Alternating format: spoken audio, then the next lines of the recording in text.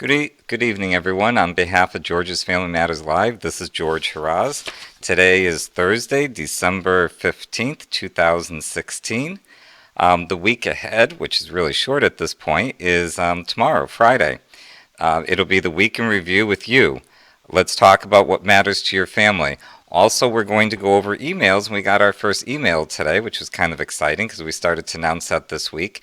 If you have any questions about shows that you've seen, whether they're things that are recorded, that you saw that was broadcast last week or whenever it was, or things that you see coming up. Not everybody can watch from 7 to 8 o'clock, so we ask that you email things in. And we did get our first email, which is kind of fun. I've heard a lot of complaints this week, not so much from listeners, just people that I know from up east about the weather. I understand that it's about 24 degrees, and then tonight's supposed to be 60 mile an hour winds with, I think he said 15 below zero with the wind chill factor. All I can say to that is sad, sad, sad, so very sad. I'm in Florida. That's one of the things that I'm grateful for in life lately. I moved here a couple of months ago. I plan on staying here. I do need to find another place in Florida to live soon. So I'm kind of looking around Florida. If anybody has suggestions of where I should live in Florida, I'd love to hear from you as well, especially if you know of a place that I can go to, having problems finding an apartment. Tonight, later in the show, we're going to talk with our guest, Carlos Harasz, about positivity. It is a choice. Stop making excuses, and to hell with circumstances. Today's show is Losing Your Birth Family with Carlos Harasz, a little boy's confusion. We have on the phone with us tonight Carlos Harasz. He's a foster child, an adopted child, an adult, and a father-to-be. Hello, Carlos. How are you tonight? How are you? It's actually cold out here too. We're at 12 degrees and -9. Did you say 12 degrees and -9? Yeah. Yeah, I'm really sad for you, Carlos. Sad, sad, sad, so very sad. Like I said, there's some things in life to be grateful for, and I'm grateful for not being there. What do you do when it gets that cold? We build fires Yeah, well, that's what you said that and you're stay doing warm. tonight while you're talking on the phone. I'm assuming it's not in the house, so you're in the backyard with the fire pit? Oh, no, it's a fireplace in the house. Oh, in your fireplace. Now, is your Yep. fiancee Carrie, is she there with you tonight, sitting by the fireplace? She is. She's bundled up by the fire. Excellent. How's she feeling tonight? Well, she's 3 weeks away, so she's she's pregnant. So she's due around January 10th-ish, somewhere in there? Yes. Okay. Yes. I gotta say, I'm very much looking forward to that. And as it was pointed out in the past shows, I guess that's going to make me a grandfather. So I'm looking forward to that. Thanks a lot. um, Carlos, there's a very difficult subject tonight. It's losing your birth family with Carlos Harasz. That's you. A little boy's confusion. So I just kind of want to start off with, what was your first memory? Oof, that's not really a good one. Well, it's the My question. earliest memories is about a year and a half, 2 years old. Mm-hmm. And that is actually smoking my mom's cigarette and drinking her Heineken. Now, did she know that you were doing that? Of course not. They were too busy partying. Okay. Um, really, smoking a cigarette and drinking beer was your first memory. And what do you remember about that? Did it seem normal to you? What did that seem like? It obviously wasn't normal, but at the same time, I'm grateful I did that because I haven't touched like a cigarette since then. Um, Do but you, no, I had. do you remember being What was sick that? from that? Do you remember being sick from it or anything? Oh, all I remember is coughing, coughing, coughing, coughing. Good, that probably taught you a lesson about smoking, Yes, it did. I would imagine. Um, and who was there when you were with that memory? Who was in the room? There was only one brother at the time. It was just my oldest brother. I don't know if we can name names or not. Well, Um, let's stick to privacy. I mean, if we do, we do, but let's try mhm. not to. But what was Yep. he So doing? yep, just my older brother and I. And what Same was thing. There was just the two of us, little kids. We were left in the apartment to sleep while they were all. It was a duplex, so everyone was at the other side partying. so So he we was just took their about stuff. two and a half ish, 2.5, 3. You were about one and a half, two, Hmm. somewhere in there. Yep. Wow. I wasn't expecting that for your first memory. Um, and what about your first day of school? Do you remember that? It depends which one. Your first day that you can remember, the first time you went to school. First time I went to school, I remember that their school flag had a panda bear on it. Mm-hmm. Um, I remember I wasn't very nice to my teacher. Mm-hmm. I was always well at that young age. I was very, very, very, very angry. Even in my goodbye picture with my mother and I am angry and holding a fist up at her. So, Mm-hmm. Now, you talk about anger. We're going to come back to that. Let's go back just a little bit. Do you remember when you first got separated from your mom, when DCF first removed you oh, from the home? yeah, it was a four-door black Honda. The gentleman was probably in his early 30s, meaning like about 32 years old, had a full beard that was trimmed up going, glasses, and we stopped at Burger King before we all got dropped off at separate homes. So you guys were not kept together even at that young age. How No, old were you again? About? 5. You were When we about. were finally, yeah, about 5 years old when the state finally decided to separate us from our biological parents. Now, when But it was was not their first visit. when was that first visit? Ooh, I don't. There was a couple. I remember one. Um, it was just my older brother and I. We were at my biological father's home. Um, they visited because I had, well, obviously it was what we call rug burn on my back, and then there was like the chain link locks, which you would use to like lock up a garage door or hold a strong dog down, or what you use to tie up gate fences and put a lock on. Um, we had those on my back. So that was one visit. Another visit, all my brothers and I were there. It was just an empty brick apartment, one mattress, all of us sitting. And the only meal I ever remember receiving in that apartment was once we had scrambled eggs for breakfast. Now, when you say in that apartment, was that with your biological family, or It that was was after only you with were my taken? biological mother. Okay. Yeah, it was the biological mother, my three brothers, and different boyfriends coming in and out. And that's where some of like the wrestling and like forced to fight each other or touch each other, some of those things occurred because for the boyfriend's entertainment. Mm-hmm. So, from a very young age, it was a very fragmented amount of people, or the people were very fragmented in terms of who was there as stability. It was your mom, but she had a lot of different boyfriends then. Do A you lot of remember? different boyfriends. She wasn't. There was times where her friends watched us more than she did. So, Hmm. Do you remember your biological father being there? uh, he wasn't there long, but for those times he was there was some of the most abusive times in my life. I was punched straight in the face in my mouth. I've had hot sauce poured down my throat because we tried sneaking cereal. We were just hungry. The rug burns. That same apartment, watched him from the window get arrested for beating a man down. Um, so yeah, some of the most violent times was with my biological father, who was a smaller man than I am. Hmm. How was he to your mother? Oh, abusive, abusive. Would you say that you But I saw? won't touch a woman. I'm sorry. No, that's okay. Say what's on your mind. Yeah, I've watched the amount of abuse toward women, and yet for some reason, all I have is the most respect for women. I don't believe in ever laying your hands on a child or a woman ever.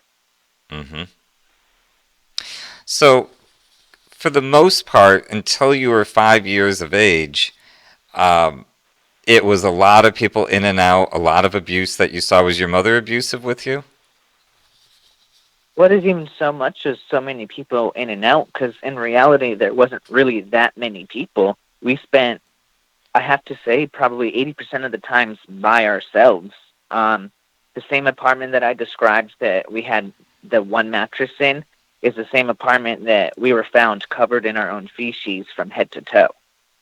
Hmm. So we spent more time alone than we did actually interfering with our biological parents. But when we did, 9 out of 10 times it was an abusive situation or environment or activity. Carlos, first of all, I want to thank you for sharing what you're sharing. And some of the questions that I'm going to ask are very difficult. You're talking about a very difficult subject, but I think people need to hear this. They need to understand what happens sometimes. And um, biological homes and the reason why sometimes it's necessary for DCF, Department of Children's Services, or protective child protection services, whatever your state offers, they have different things. I think it's important for people to realize, although I'm not a fan of the way the DCF is set up, when I say DCF, again, it's Child Protective Services, everyone. I'm not a fan for the way that they remove children a lot of times. I'm not a fan for the way that they operate in a lot of ways. I think there's huge amounts of improvement that need to happen. But at the same time, I think people need to understand there are legitimate times that they really do need to step in and help out. Would you agree in your case it was a helpful thing? It was a good thing? I agree. One of the most vivid memories I have, uh, probably about 4 years old. I remember I was wearing a red Flintstones tank top. Um, and I was obviously still in a diaper because we weren't really trained. I mean, there just wasn't much going for us, and I can actually still remember the crunch of cockroaches when we ate them From eating very them. vividly. I remember the shirt I wore that day. Yeah, paint chips and cockroaches. Paint chips meaning like off the wall or the window sills, window panes, things like that. Was just Hmm. all we could really find for food at times because there Um, was no adult around. I want to add something for you. At the time of your adoption, they didn't tell us a lot of things that had happened, but one of the things that they had to tell us was that you guys all had lead paint poisoning, and that was from Yep, eating lead what we ate paint. the paint. And they also knew that you were eating cockroaches. They knew that. That was in the file. I remember that it practically made me, first of all, almost gag and almost cry. It was very sad to hear that kids would have to do that. But explain so people understand, why would you be eating cockroaches and lead paint? Or you didn't know it was lead paint, but why would you be peeling paint off of the walls and eating it? What was wrong with your cereal or, whatever you had? There wasn't any food. Like I said, and when if we did try stealing food, we were punished for it. Who would punish It's you for that? survival. Like I said, my biological father, punched our teeth out when we Hmm. stole some cereal and poured hot sauce down our throat. Fortunately, I like hot sauce, but it still wasn't a pleasant experience. And why would he do that? Probably because he was an angry man who with an inner angry boy inside himself. Now, let's backtrack for a second. You say he was an angry man. How old was your mother when she had her first child? She was 14 when she had her first child. And how old was she when you had you? 15. And your next She brother? had four by the age of 19. Hmm. So, your biological father, this man that you're speaking of, was really a kid himself. He's only a year or two older than her? Yes, correct. Okay. So, you say he was a man. He's actually a child, a grown child, a young adult child, younger than you are now. I'm not making excuses for him, but I have to assume that his family wasn't the best. Part of your biological family that you lost, and that's what we're talking about today, is your birth family, his family. Do you remember his mother and father, what they were like? That would be your grandparents on his side? We didn't see the grandparents on that side. Ever? The only no, the only relationship we had with any family member on his side was a cousin who actually ended up robbing us What did he steal from you? and more. I just What did he steal from you guys? well, it wasn't real. So Was while we had no food, um, the cousin was able to rob our mom's Nintendo, stereo, TVs, the DVDs, and everything like that. I remember the Nintendo clearly for the Mario game that's still popular to this day. hmm That was one of your only joys, that you got to play Nintendo once in a while, and he stole that. No, we didn't even play it. It was just our biological parents had it. So they would play it? I guess, yeah, they had luxuries while the kids didn't even have food. Did they have food? I would have to assume so. My father wasn't a small man. hmm Did they eat in front of you? Or did they seem like they Yes, didn't have food there was either? times. No, there was times they were eating in the kitchen, and we'd try to sit on one of their laps, and we still wouldn't get anything. Okay. Do you know if they had drug or alcohol? Always And how do you know that? seen it. Some of the boyfriends that came in and out were dealers themselves.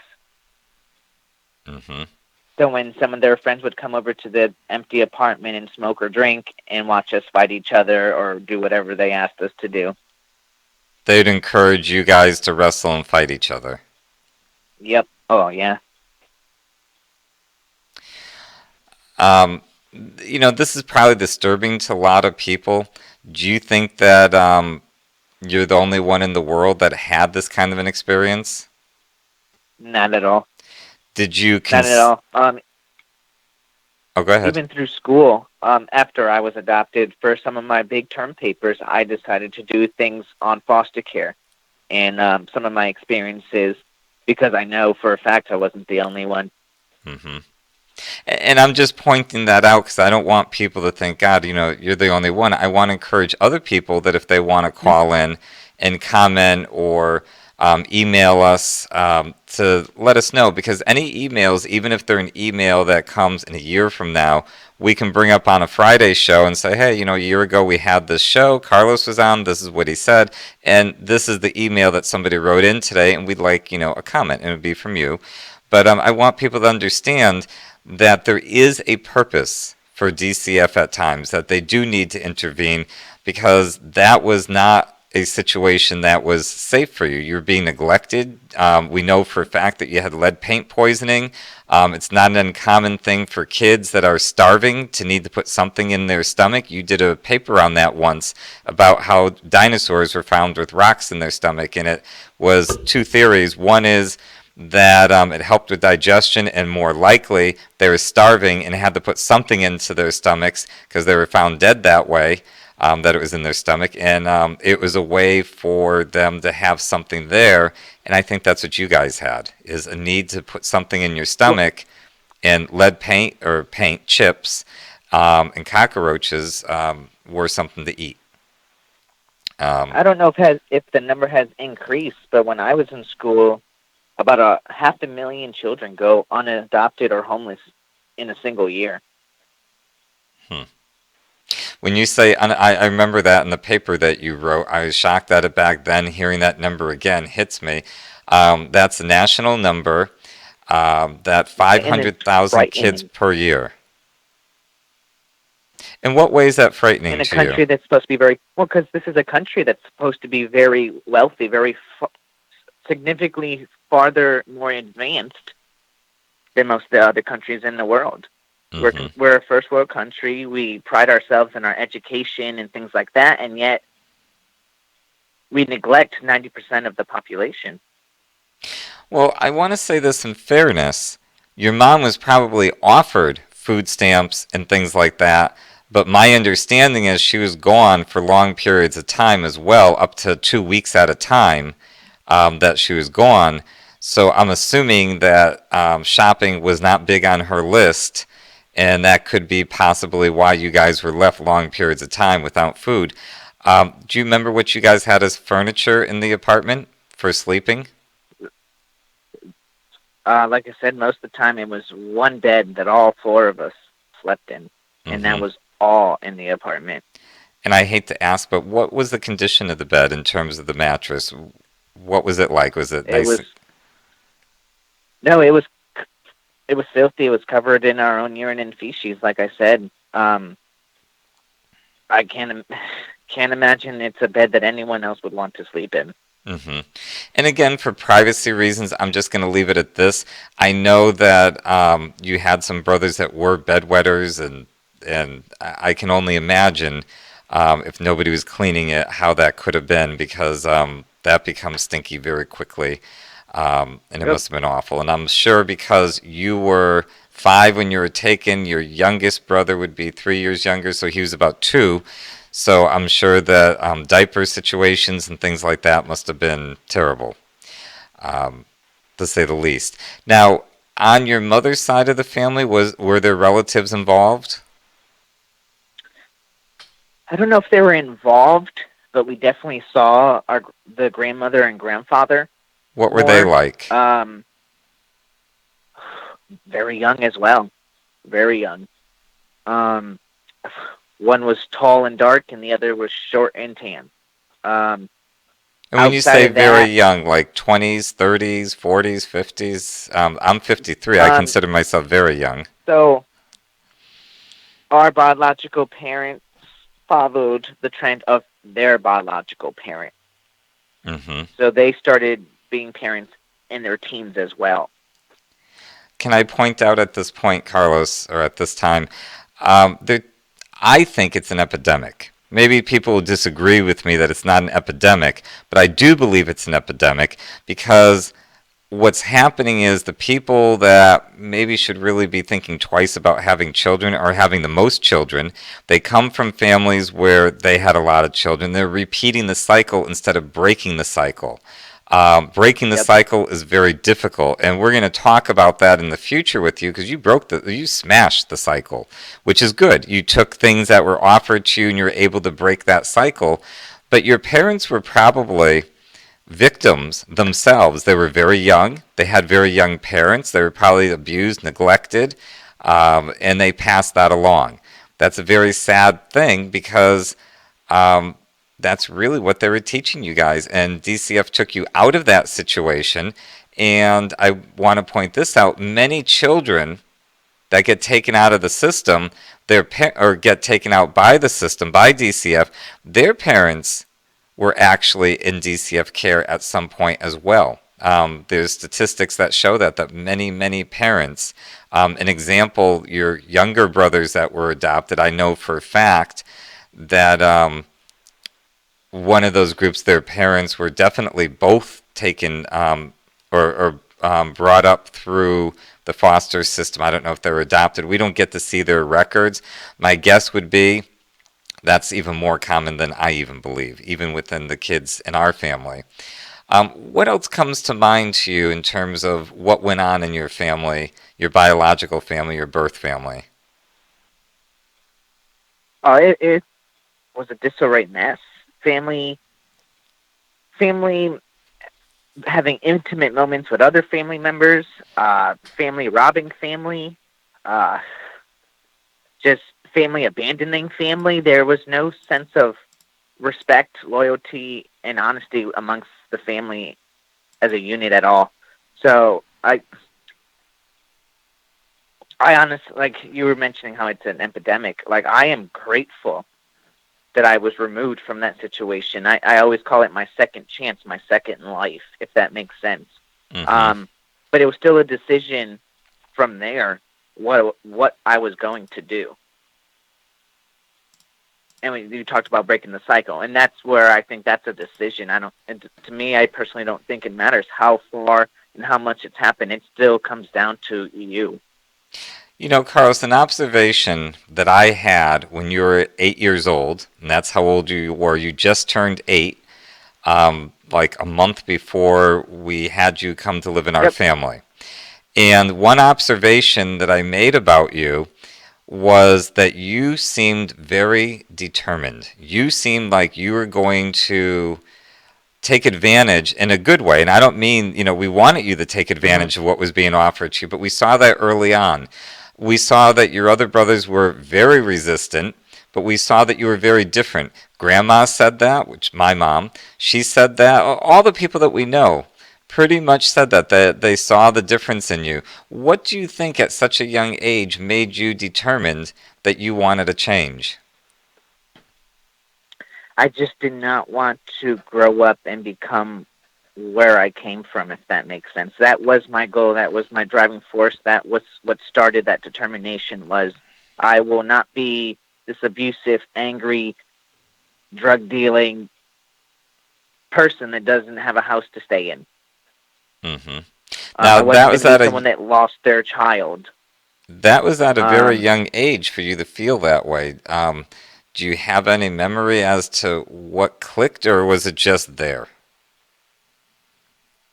well, like I said, about what 3 years of foster care, about 25 different homes. I was tired after the second one. Um, the first very foster care home I was in, I was actually fortunate to have one of my brothers with me. It was my older brother. Hmm. Um, and in that experience, we weren't allowed to eat.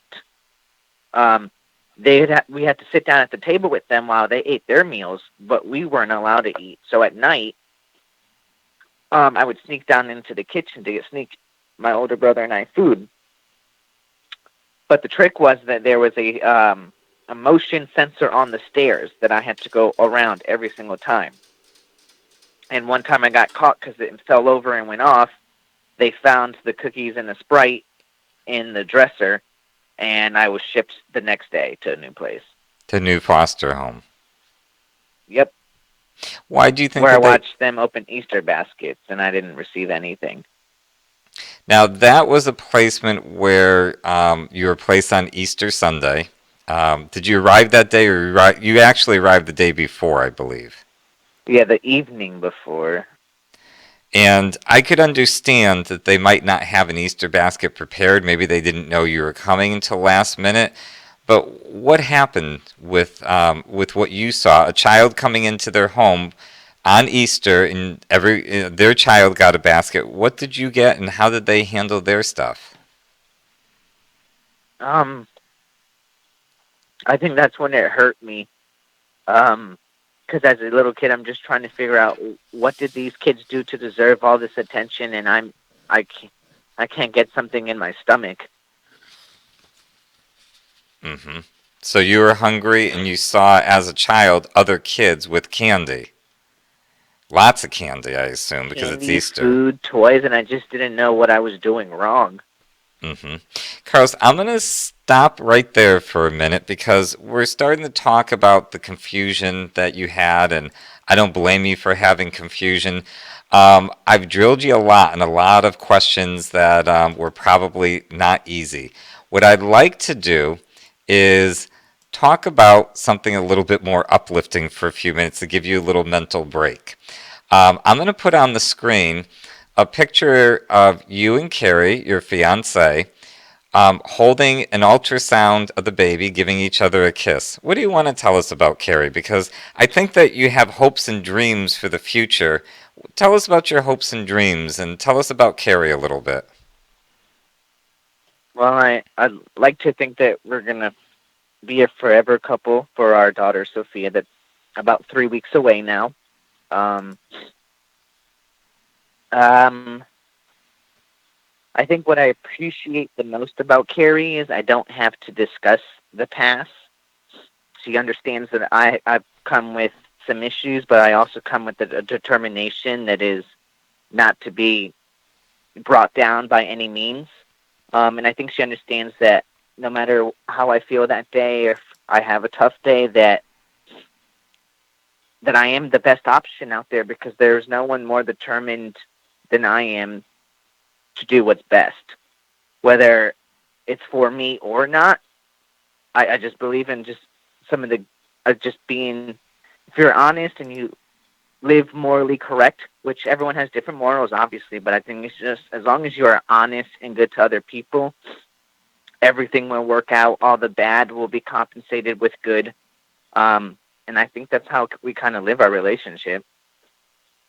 Now, you guys are kind of on the young side. Carrie's 19, you're 24. You want to stay together She's permanent. 20. 20. When did she have a birthday? November Oh, did I know about it? Sorry. 11/23. Well, that's getting written down.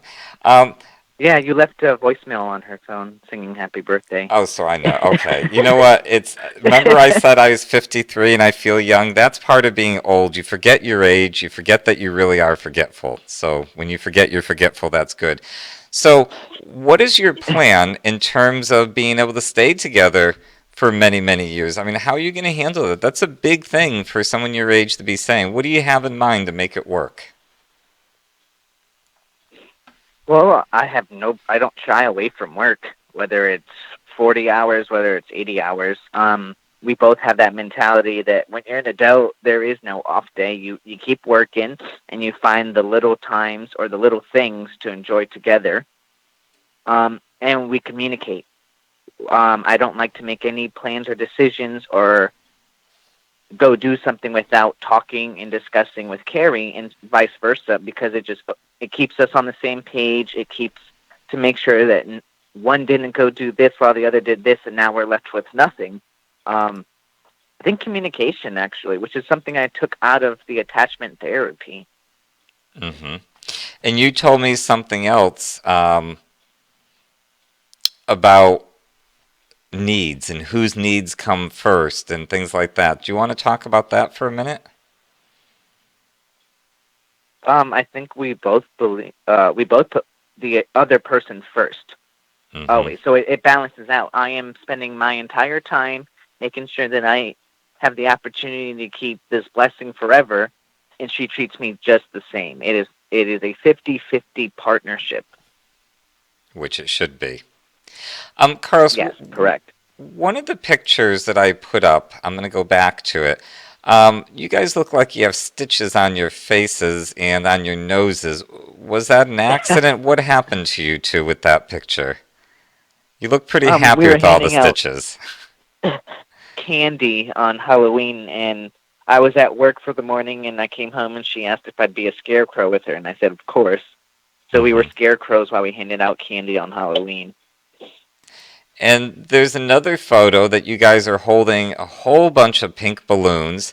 Um, and Carrie looks very pregnant. What is that picture? That was at our gender reveal party. We had the appointment in the morning for the gender reveal, and we brought her sister, and her sister was the one that knew everything, and we were left with the cliffhanger until that evening where we threw a reveal party, So and neither we opened you a nor giant Carrie gift knew. box. Neither one of you knew whether it was a boy or girl. Only the sister knew, and she surprised you with the balloons. Well, it was a giant box, about probably 3.5 feet tall, Mm-hmm. that said boy or girl, and we opened the lid of the box together, and out came pink balloons and pink outfits. That was very cute. How did you feel about that when everything was pink? We were shocked. The weeks before, she had been talking like it was a boy and kept mentioning he and him. So Mm-hmm. we both assumed it was a boy, and we were expecting blue balloons. Okay. Now, another picture has a hat on her. She's wearing a hat, and you're puckering up. I take it it's cold there sometimes. You live in Ohio, up in the northern areas of our country, so I imagine it gets kind of cold. What's it? You said earlier, but what's the temperature there around this time of the year? Just remind me a little bit. Right now, it's 12 degrees with the high, and we're at -9. Wow. See, I forget those numbers because I'm so used to the 70s and stuff, but I don't want to rub it in. I'll leave it Yeah. at that. And the other picture that we saw earlier, I think, is one of my favorite. You guys are holding the picture of the ultrasound. So close to him. Yep. Now, Carlos, getting back now to the point of you being, I guess the only way to say it, confused, and rightfully so. You have um, you have a family that basically is dysfunctional. Did you feel it was, or did you just kind of accept that this is what it is and this is who I'm with? Um, at that young of an age, I imagine, did you just take it for what it was? I mean, I saw it all around me. I don't know if I don't know. I didn't take it for what it was, which is why I tried adapting and changing my behavior at every single place, just trying to figure out how can I manage to stay.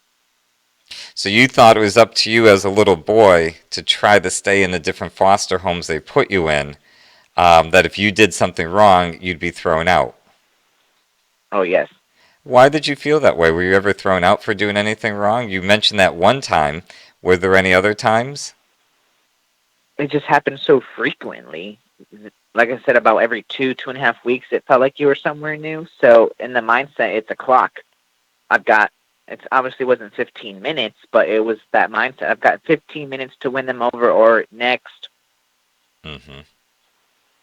That must be a tough way to be growing up to be thinking like that.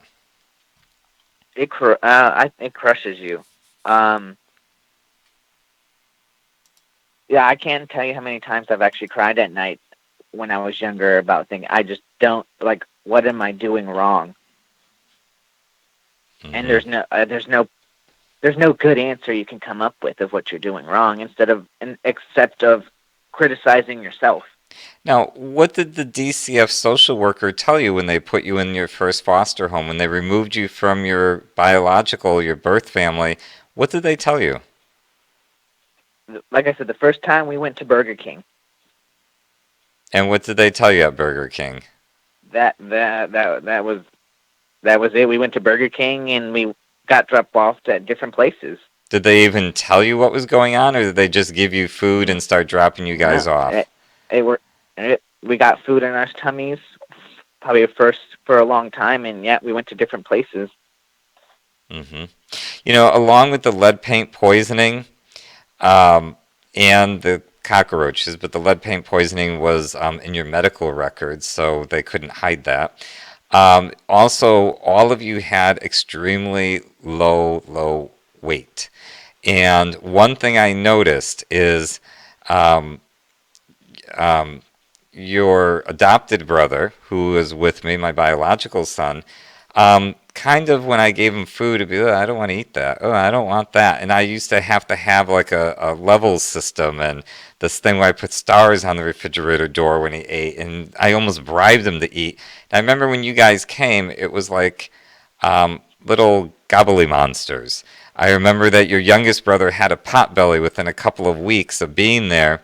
A little pot belly started to form on him, and it was kind of funny. We didn't really point it out to him, but certainly Grandma noticed, I noticed, Dad noticed, everybody was noticing, um, even friends, and it's kind of cute to us.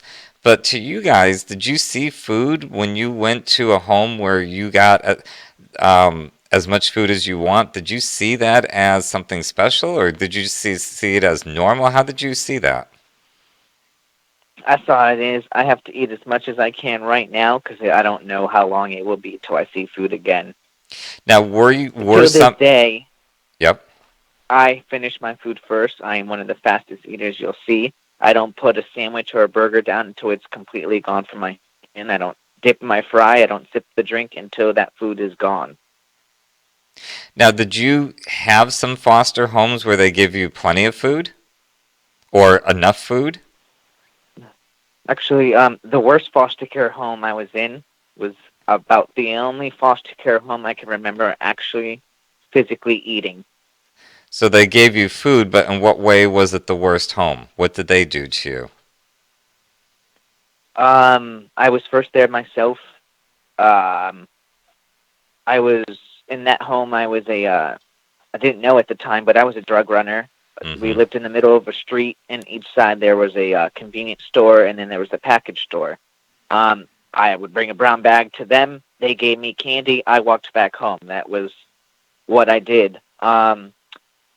They used to have this little boy. They had three of their own children. There was a little boy named, I don't want to throw names out. Was a baby that they allowed to. Well, they didn't even allow him. They would send him to come bite me. Um, I would. There was a little girl in that home. Um, they forced us to do sexual activities to the father of the home and to each other.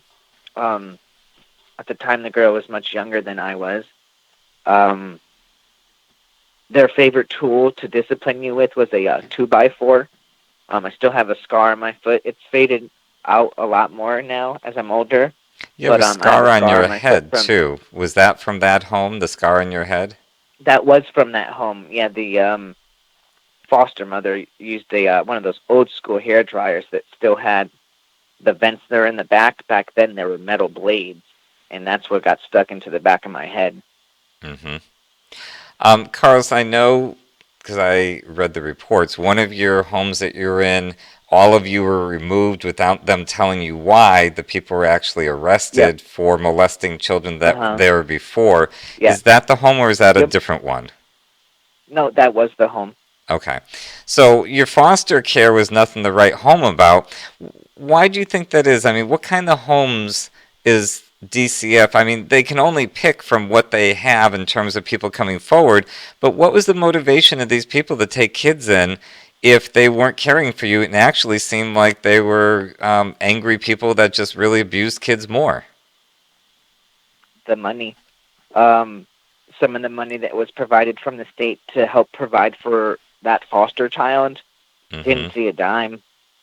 I wore like the same clothes probably until we were adopted.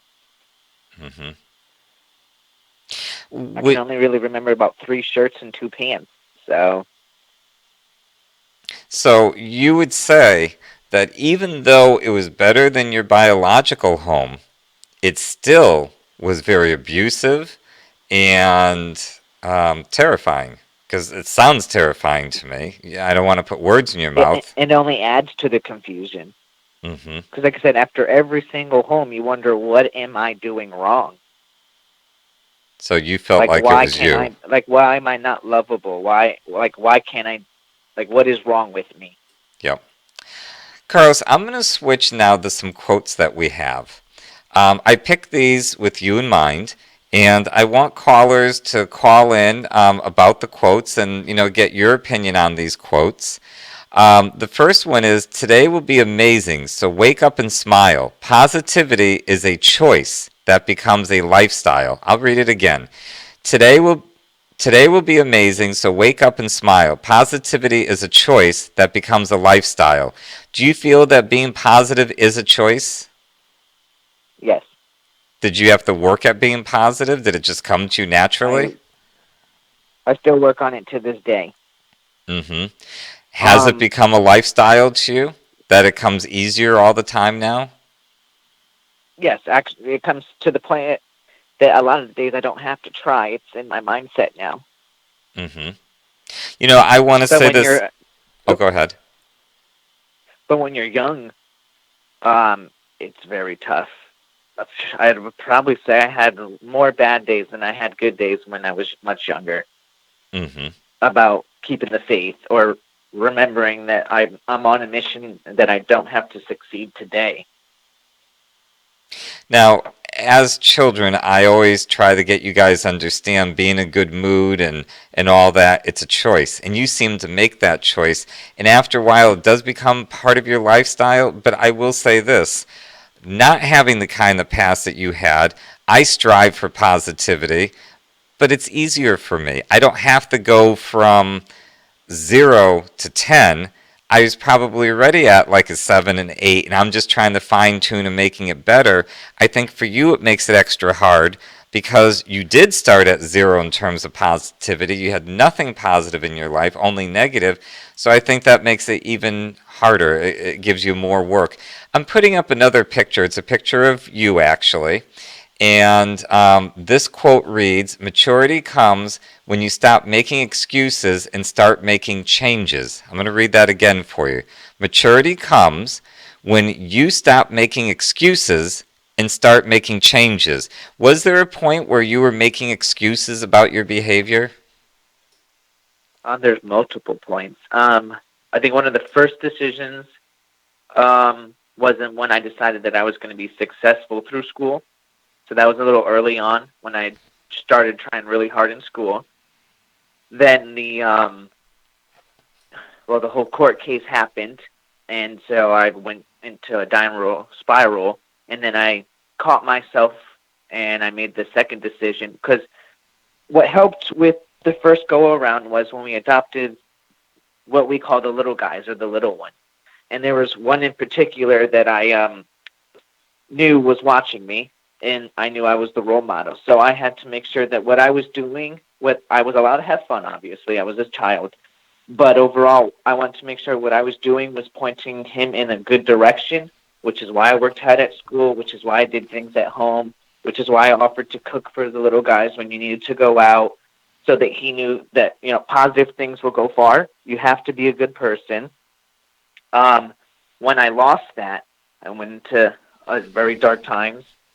And then more recently, I think because he was my determination going into college.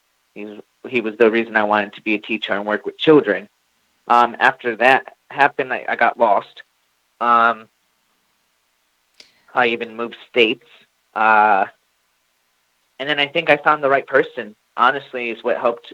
Because now all I work for in my life is I've got a beautiful fiance and I have a baby on the way whose life I get to make so wonderful, though her dad's wasn't, if that makes sense. Yep, it does. It makes a lot of sense, actually. And Carlos, just for the It's listeners, exciting. Not even scary. It's exciting. it should be exciting. Your whole life is changing. Carlos, for listeners that don't know all that went on in our family, when you talk about the court case and the ones that were taken, there was some false allegations that were made, and our family was dismantled. There's a book on the website under, I believe it's books, DVDs, and self-help. The book's title is Dismantled, The Family on William Street East. You can read the first 30 pages. Carlos has a chapter in there. I know it's in that chapter because I know that of the little that I read your chapter and I cried. It was extremely hard to read your chapter, but boy, what an eye-opener for people to read. Carlos, the next quote that I have that I'd like for you to talk about, this one is, "To hell with circumstances, I create opportunities." To hell with circumstances, I create opportunities. Does that resonate with you at all? Um, yes and no. I took on the positive mindset into my work field, which has made me very popular in the work field. I have regulars constantly. They come see me. They come give me hugs. They send me Christmas cards.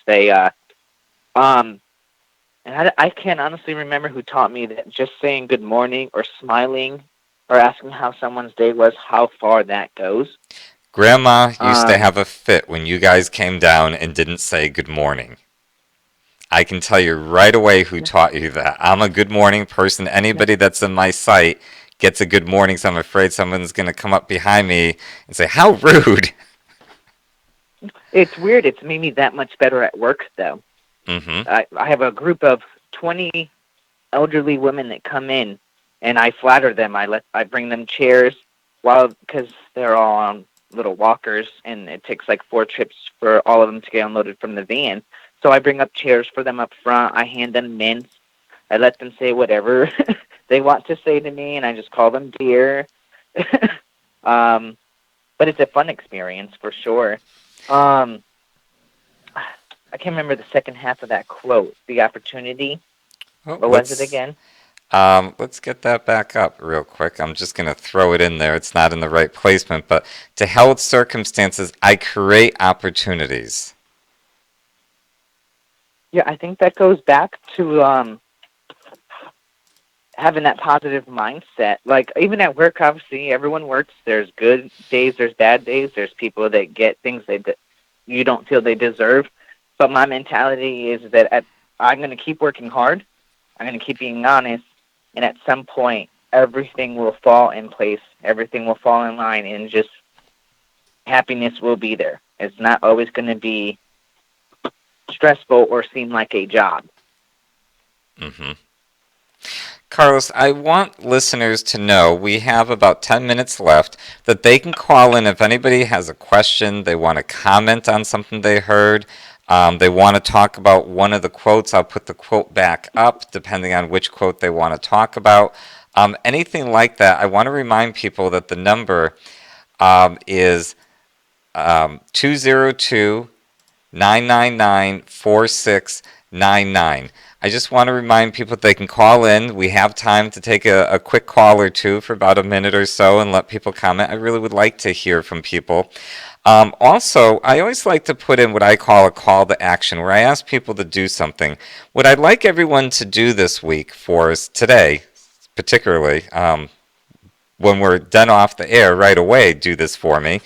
Write an email to us and let us know your thoughts on how you think things are going, what we're doing right, what we're doing great, what we can do better. We'd like to hear from you. Let us know about that. We like to hear constructive criticism. Please, I ask that of you. And Carlos, what would you like to add to what we've said? Because I'm sure that in between you're thinking of things, oh, I should have said this, I should have said that. Is there anything else that comes to your mind while we're waiting for a caller to possibly call in? Going back to the confusion Mm-hmm. or the feeling of abandonment, I don't. For those that are struggling, because I used to say to myself sometimes, I always tell people, do not compare our stories, because what is a big issue and terrifying to you may not be to me, and what is terrifying to me may not be terrifying for you. Do not compare. Um, but as far as you, it's you can be put down so low and still climb yourself out. So for any child, adult, grandparent out there, great grandparent out there that has a similar situation and is still struggling to this day, it's not easy. I'm not telling you it's easy. I'm not telling you that having this baby and working is the easiest fun time of my life. It's still work, and I still have to wake up each day to make sure that I put aside my issues and struggles so that I can create a better life for not just my fiance, but for my daughter. I think that's what it comes down to now. It's not just, I don't just have to worry about me, stress about me, feed myself, worry about myself. I've got other things to do. I don't have the time to sit there and sulk. It's not to insult anyone. It's just the time you're spending sulking and blaming others is that you're wasting opportunities that you could have had. You don't know who you could have met or what job would have been offered to you or what person wants to take you to dinner. I think any moment that you used to spend moping, pointing fingers, crying, you're wasting opportunities to move forward. Mm-hmm. I would agree with you, Carlos. That's actually a very wise thing for you to say. I don't think we're going to get any calls because I looked over at the screen and saw that I believe the link was dropped 3 minutes into our show by accident. So we're having problems Mm-hmm. with our phone. It's new. Everything is new with this. And I think that seems to be an ongoing issue. If somebody wants to try the call, even if it's a prank call, we'll take it just to see how the phone system's working during the show. But I have a feeling, according to what I'm seeing, we're not going to get a call anyways. Carlos, I have to say that I've had a few people comment on the last time you were on the show that they were amazed with your maturity. They were amazed with the way that you talk about things. I myself am amazed with how far you've come and how you see the world and how you think about things. So I want to commend you on that. I mean, tremendous work on your part. I know that for a fact. So I give you a lot of credit. You're a father to be. You're looking forward to raising that child and not have Sophia go through the things you did. You're committed to staying with your fiance. Those are all very commendable things. I wish that more people would see it that way. What is your big driving force in all that? Do you have a driving force? Well, like I said, as I've gotten older, it's changed. At first, it was I wasn't going to be my biological parents. I'm going to do everything in my will and power to be the opposite of what I would like to call garbage. Like, not to be rude, but garbage. After that, it was I am a role model to someone that needs me. So And that's really, what I did until that was stripped. Mm-hmm. in a way, It's adapting to change. they taught you how to be a good father because you got to see the most awful, and it's easy for you to say, I just need to do the opposite. We're going to talk later about adoption and a little bit more about foster care maybe, but did you feel that your adoptive home, that you were able to, I hate to say it like this, it might sound cliche, but were you able to adopt what you saw into your life? Were you able to take that and say, hey, I want that. I want to be a little bit like this or anything like that. Did that kind of stuff resonate with you? Well, the biggest thing about being adopted into a healthy home was for the first time, it wasn't about me changing for them or for the foster parentee or for the adoptee. It was finally an opportunity that I got to just work on me. Kind I of think a that is resting the place biggest. for you. Yep. Yeah. It was no. I don't have to worry about doing this, this, and that to please you. I don't have to worry about do you need me in your room. I don't have to. I got to worry about was I'm hungry, and there was food provided. I was bored. There's a basketball hoop outside. There, I didn't. There was. We didn't have to worry about the small things or big things. It was kind of taken care for us, and your job was just to grow and learn. And that's what a child should do. And Yep. I hope that that's what you're going to provide for your daughter as well, as a good parent. She'll have everything she needs, but not what she wants. Very well said. There was a quote yesterday that I kind of wanted to give to you, but I thought it was good for Carolyn Goodridge, who was talking about adoption. And it was basically, don't buy for me the things that you didn't have as a child. Instead, teach me the things that you didn't know. Yeah. I think that's an important thing for people to keep in mind. Well, Carlos, thank you for being on the show. We're going to have you on every Thursday, and I'm hoping that as time goes on, people will feel comfortable that we're going to get some listeners that are either in the system now, need some help, parents that are having issues. Thursday will always be our adoption night in terms of the subject matter. Sometimes we'll have guests on with Carlos that we're going to talk together with.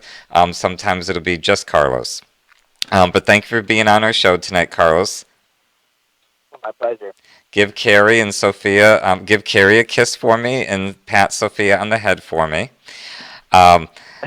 This week's show was with Carlos Harasz, and if I had my notes right, I could tell you what the show was. Losing Your Birth Family with Carlos Harasz, A Little Boy's Confusion. Tomorrow is the weekend review with you. Let's talk about what matters to you and your family. If you have questions for Carlos, since I believe that we did not even have a phone hookup tonight, or died early on, feel free to email. Carlos can answer those questions next week. I can bring them up on Friday and get an answer from him and give you his answers.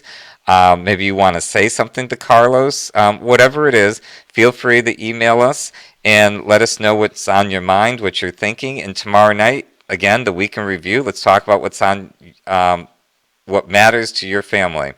On behalf of George's Family Matters Live, I wish everybody a good night and sleep well. Enjoy your cold if you're up north, and if you're down south, I wish that you would enjoy that as well. Good night, everyone.